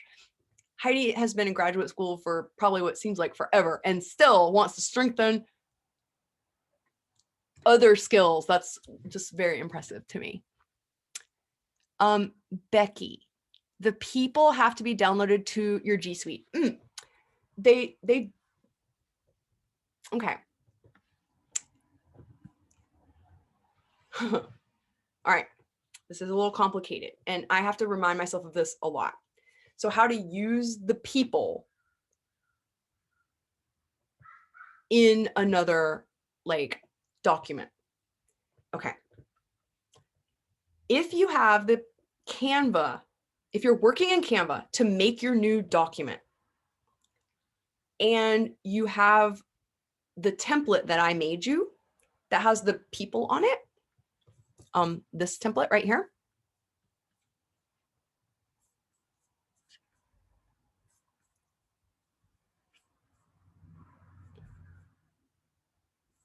So like, let's say you've got this and you got all these kids in Canva, and like I was sitting here working with this kid and giving her this hat.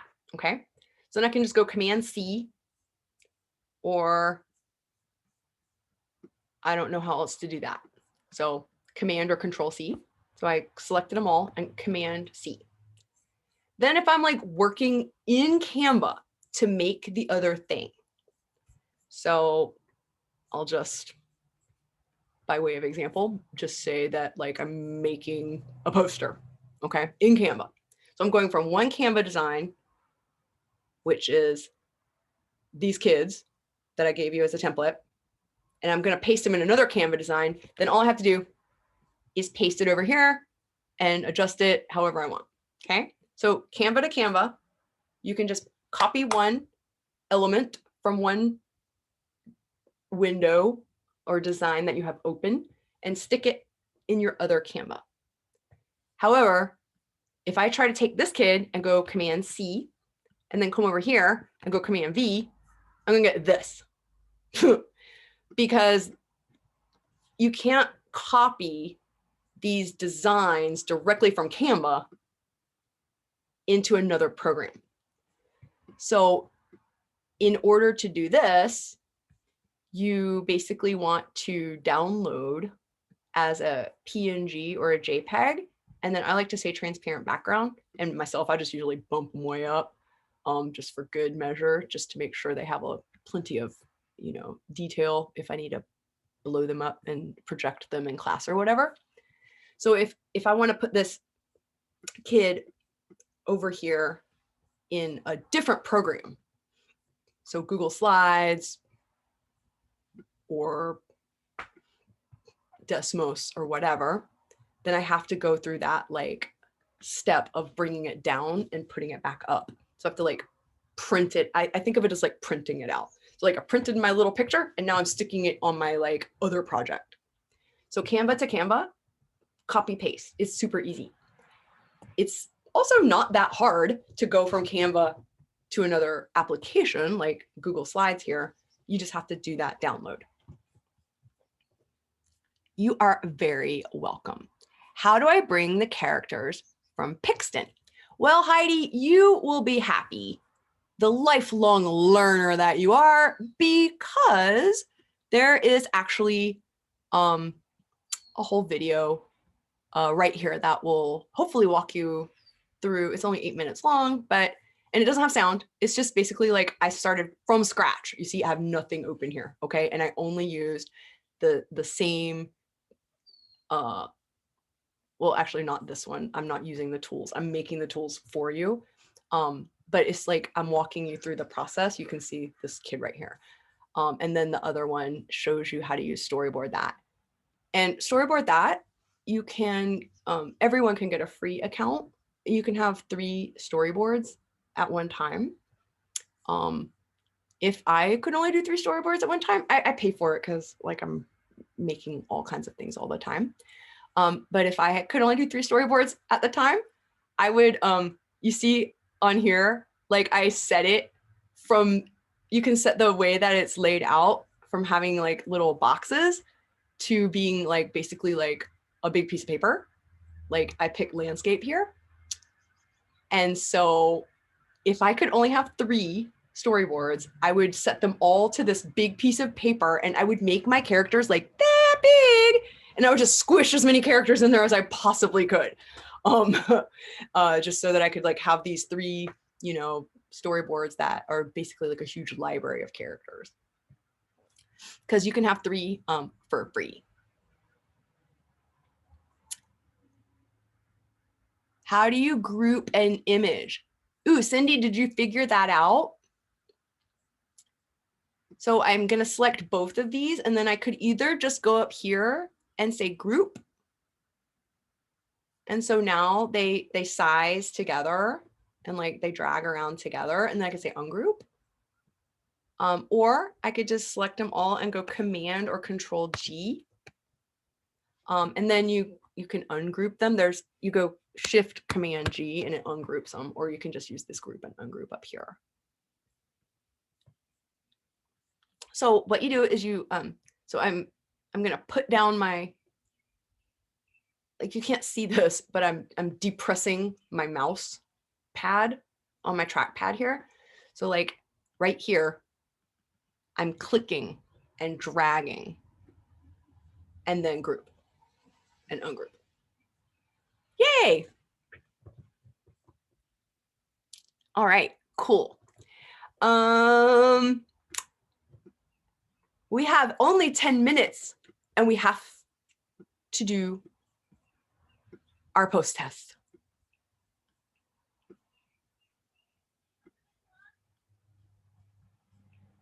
Okay.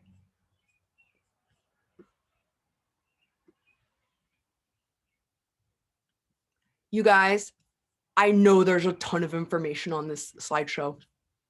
I literally spent like 9 hours yesterday making this slideshow. And I just like worked it and reworked it and reworked it. And I was trying to get it like as streamlined and as like easy as I could make it. And it's a lot more streamlined than it was when I first started, but I know it's a lot, okay? I didn't want you to be able to say that you didn't get your money's worth in resources, but I also don't want to overwhelm you either. So my advice to you is to go back through, and I tried to lay it out like step by step by step with the resources that you need in the links. And I think it's all there. I like double, triple checked it. So I would encourage you to just go back when you've got more time. The recording of the session will be here. There's several recordings of, you know, shorter little like how-to videos that I made embedded throughout the slideshow where I thought you would probably find them useful. And I would just probably right now into the school year, I'd make a couple of lessons, make them the super simple version, maybe just use Google Docs and stuff like that. And tell your kids, like, this is the best thing. This is the best thing about the spring. I would literally tell my kids, I took a workshop and I know some of you guys are really going to love this activity. And I can't wait to try it out, but it's brand new for me. But we're going to try it out. And then if it totally flops, you know, they're all going to go home for the summer. And when they come back in the fall, if they have you again, they're not even going to remember this horrible day that they had with you when everything went south. So it's just a great way for you to like dive in and get your feet wet. But I wouldn't think, teachers, like I literally wouldn't think about getting all into it and making them like so great and perfect until like June 20th. And if you teach in the state of Washington, let's make that July 2nd. Because I know you guys get out so late. So I would make some very like basic lessons right now, but not make them all pretty. Just maybe even just use some of the resources and examples that I gave you, just so you can walk through the lesson and figure out how the flow works and how the teaching aspect of it works. And all the design stuff, that's all just like icing on the cake. I know a lot of us really want to learn that, but you can do a lot of learning without much design. I made tons of lessons for my students before I even knew that any of these amazing tools existed, because up till about 3 years ago, I didn't know any of this. I just rewrote this really long book, and I wrote it in like 2017. And there was literally not a single picture in the entire book. It was like 600 pages of nothing but words. So I didn't even used to know any of this stuff either. And everybody's like, whoa, Tina, you're so great at this now. I mean, I don't mean to brag, but people tell me this all the time. But the thing is that I taught just fine, and my kids learned a lot before I knew how to do any of this stuff. And let's just get real here. I haven't been teaching all year long. I don't have to go to school on Monday. It's sad and I miss teaching, and maybe one day I'll be able to get back in the classroom and teach again, because I do enjoy it. It's not that I don't enjoy it. I love teaching. But what do I do with my time now that I'm not teaching? Well, I sit around learning how to use Canva, apparently. So I wouldn't want you to think that like all the bells and whistles and the frosting on the cake is the cake. The cake is that you know how to lead your students through a series of thinking exercises that help make grammar more accessible and more memorable and more learnable and successful for a wider variety of different types of learners in your class. That's the main thing. And you can do that perfectly fine with a literally black and white Google document with clip art. I want to refer you back really quick before we take our final post test. I would like to refer you back to my dear, like, first thing I showed you on the first day on the 10th. And I just want to show you how simple. I used to have a bunch of these, and then I like left the district and I didn't really like clean off my hard drive because I left like in a big hurry, I guess. So I don't have that many of them, but I had a lot of these and they all looked the same. They were literally all like this boring font with no text features at all, except for a really boring title and like literally the first piece of clip art that I found that day. Because I probably wrote this on the Max train going across town to West Sylvan. I wasn't sitting around agonizing over like the color of this kid's like Russian hat, you know, back in those days. And my kids actually really enjoyed these lessons. And these lessons appealed to a type of learner that I used to be almost like adamantly like not giving them what they were wanting. The kids who really wanted grammar, who honestly are pretty much my little like soul sisters and brothers, because I like grammar and I always have ever since I was like 4. And I realized that like words came from a place. I don't know. I just have always been like a big old nerd about languages and grammar and stuff, even though I grew up in like a really monolingual environment. So like I was depriving these kids who like really are like my little soulmates of what they really crave. And I was doing it because I didn't know how to like teach the grammar without like selling out my principles, you know, as a teacher who is focused on communication and acquisition and negotiating meaning and all of that. So that's the point, not to make it all pretty. So please don't let yourself get intimidated. And just know that I taught for like 3 years using this kind of stuff. And I was real happy to find it. And a lot of my students were too. Like I said, I was kind of like, oh, don't worry about that pesky old grammar. That stuff's not going to help you acquire the language. But maybe it does. It doesn't make them acquire the language any faster. That process isn't going to change. But it might help them calm down and have a more positive attitude about my class, because it's appealing to like something that they want, which is this like more cerebral, analytical type of work.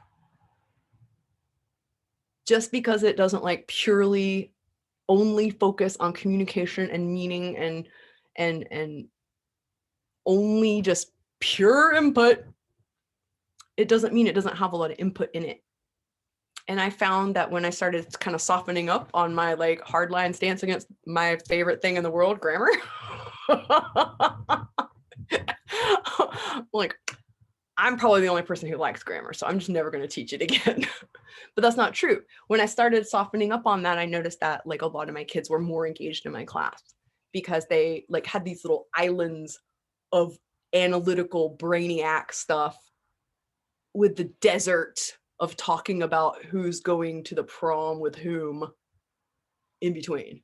Like to them, they're like, oh, snooze, learning about my classmates. But grammar, I love it. Oh, but snooze, we're back to the boring stuff, learning about everybody's pets. Oh, but more grammar. So, you know, it takes all different kinds to build a rainbow. So, no matter what your lessons look like, you're probably going to find a lot of your kids are like, yay, I'm really happy that they're diving into a little bit of thinking.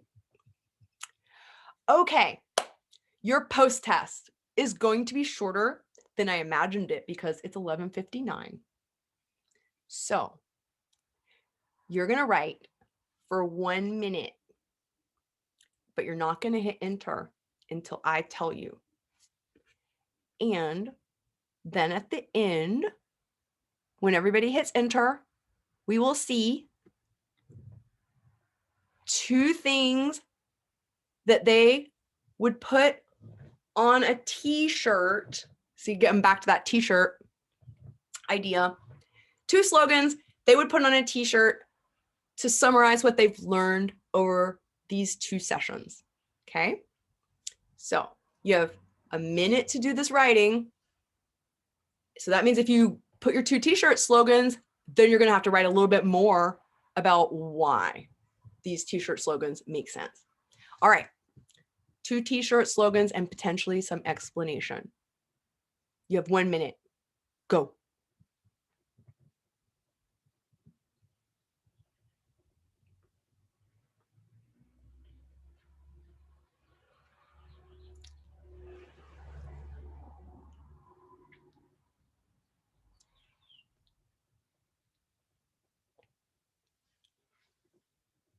Okay, keep typing.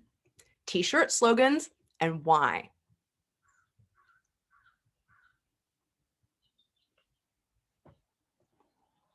I can't wait to read these. All right, 20 seconds.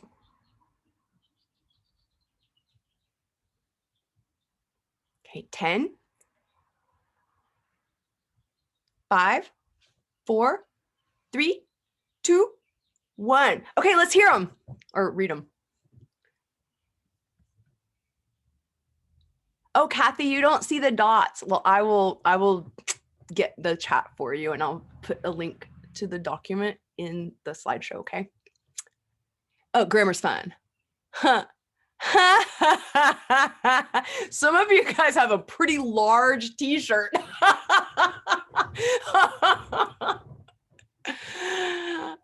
Oh, but then Liz, you've got a real small t-shirt. You're like, less is more. Pace. Oh my gosh, Carolina, that's gorgeous. Pace your grammar. Don't drill it. Oh, narrow it down. Less is more. Pace is not a race. Ooh, ooh. That's like the rhymingest one all day. I pace my grammar.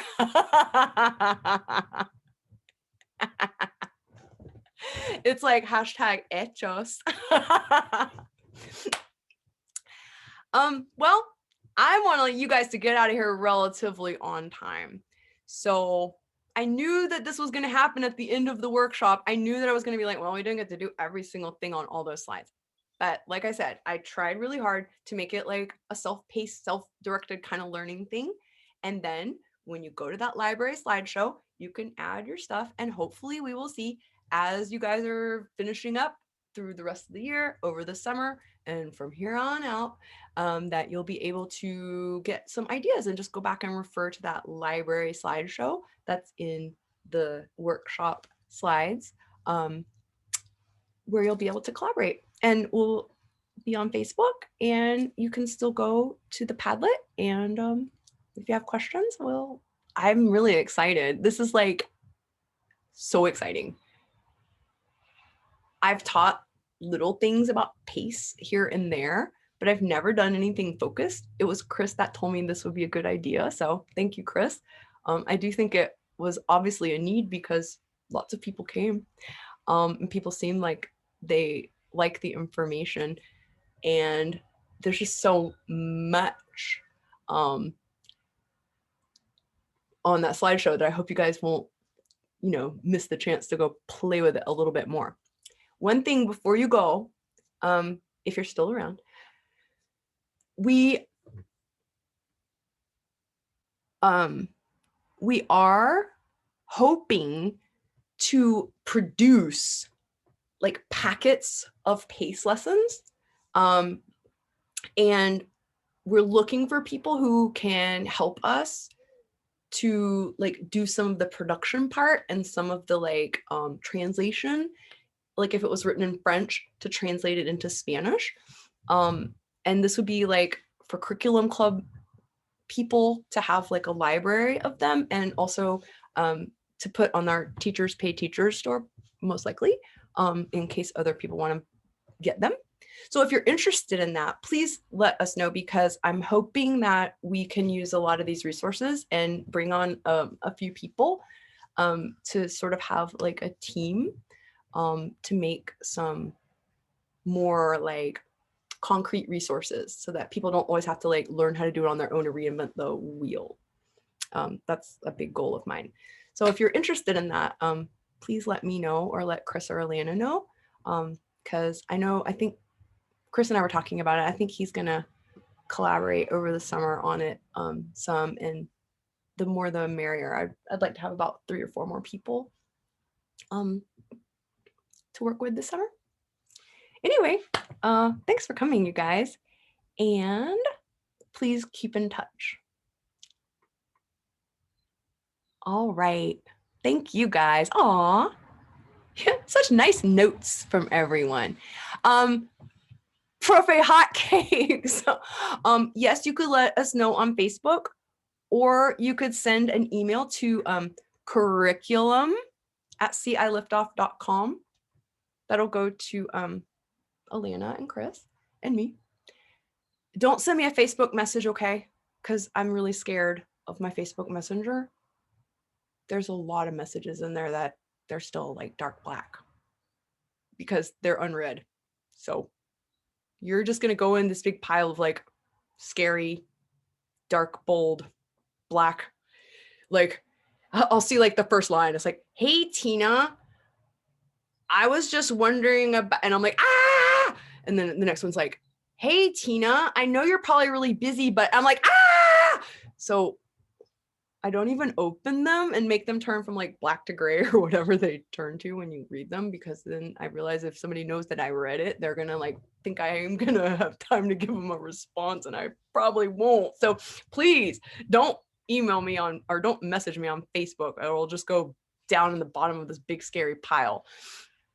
You should email curriculum@ciliftoff.com, or just tag me on Facebook. I usually respond to people tagging me, but I swear my messenger is like a pit of despair and I'm scared of it. Yeah, Rosa, please don't send me a message. And if you do, just think maybe in a couple of years, I'll get back to you. Sorry. Okay, thanks. Chris, do you have anything that I need to know before I turn off the video? No, I don't think so. Just reminding people the Facebook group is PACE Collaboration Group, and we'll be in touch there and we'll work together and make some really awesome PACE lessons.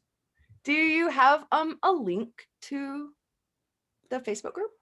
I couldn't figure out how to create the link, as I kind of did it like last minute before this. All you got to do is go to the group page that you made, and then just go up to the URL at the top of your browser window and just copy that address, and that should be the address to go to the group. Like, you'll be in the group, so you'll see it from within the group.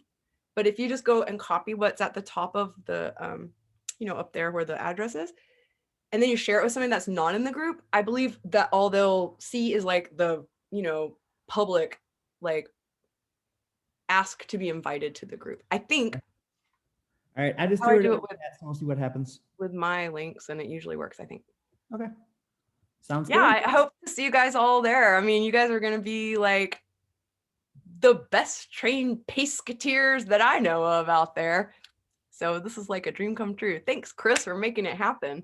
Oh, no problem. And Elena, if you're here, I know I never got to put you in the pen. Oh, you are. You're here. Yes, Elena. Thank you too. You both like saved my life over and over and over. So thank you. I'm still alive to try to survive another day because of y'all. All right. Thanks. And thanks for sticking around. 8 minutes late, everyone. Bye. Bye, Paceketeers. Okay, bye.